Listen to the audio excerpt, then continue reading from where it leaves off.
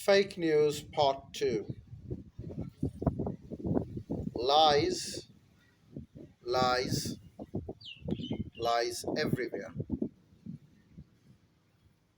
Post truth means blatant lies being routine across society, and that politicians can lie to the people without any condemnation. This is different from the cliche that all politicians lie and make promises they have no intention of keeping. They still expects honesty to be the default position. In a post truth world, this expectation no longer holds.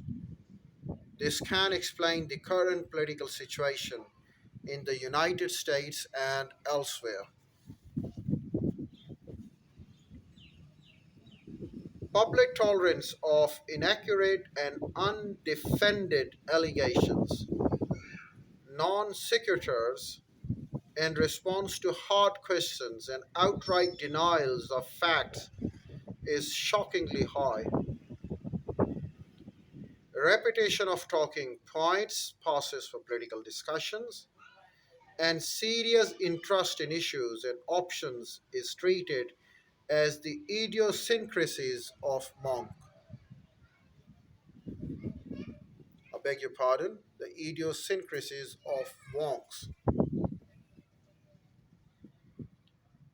The lack of public indignation when political figures claim disbelief in response to the scientific consensus on climate change is part of this large pattern. Don't bother me with facts is no longer a punchline. It has become a political stance. The death of truth.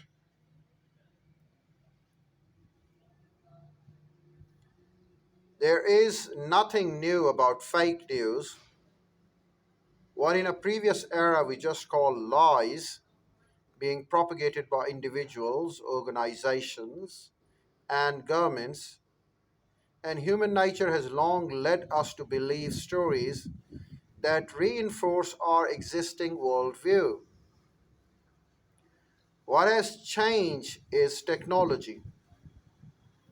The internet has led to a massive increase in media outlets, broadening the information environment from a few newspapers clustered between center left and center right to a panoply of sources ranging from the far left to the far right. The emerging of multiple news sources has profoundly confused the information environment. The pay per click, the pay per click business model of internet also means that stories that elicit strongest reaction, often antithetical to the nuance and the truth, accrue the greatest of the financial rewards.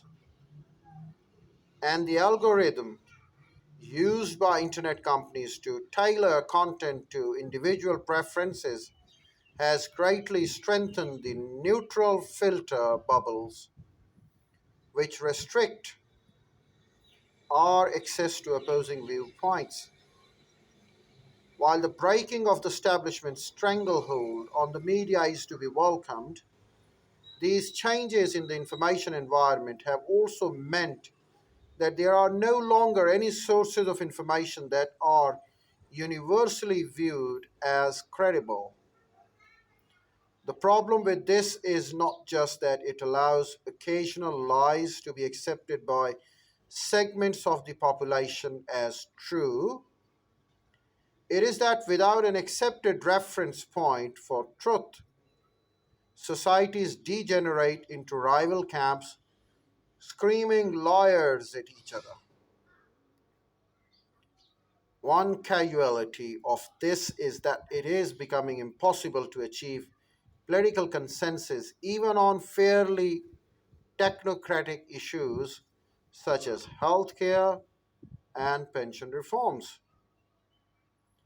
The other is that We'll talk about the same, or rather more, in our upcoming video.